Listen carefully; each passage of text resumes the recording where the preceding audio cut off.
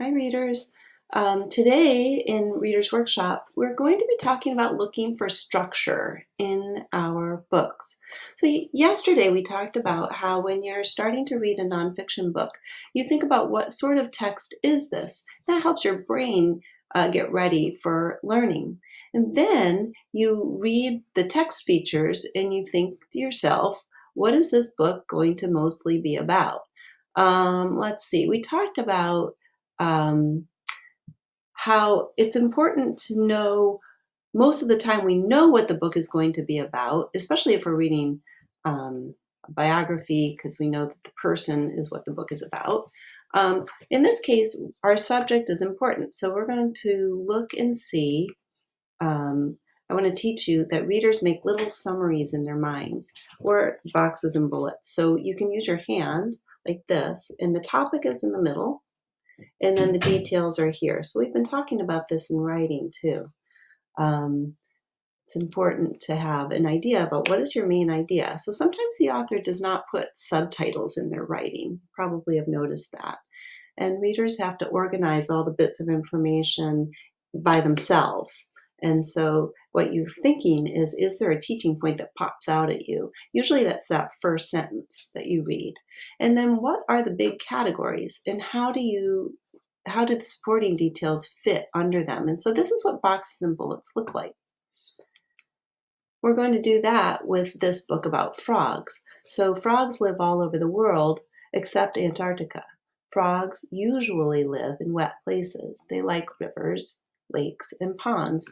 So here we learned that the big idea is where frogs live.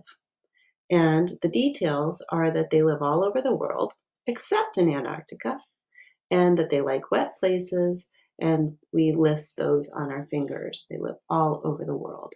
That could be boxes and bullets. So in the boxes and bullets example, you would put frogs live, where do frogs live? And then you could put all over the world, except Antarctica.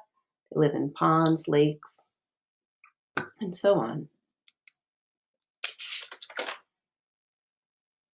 So as you're reading, it's important for you to think about um, what is the main idea.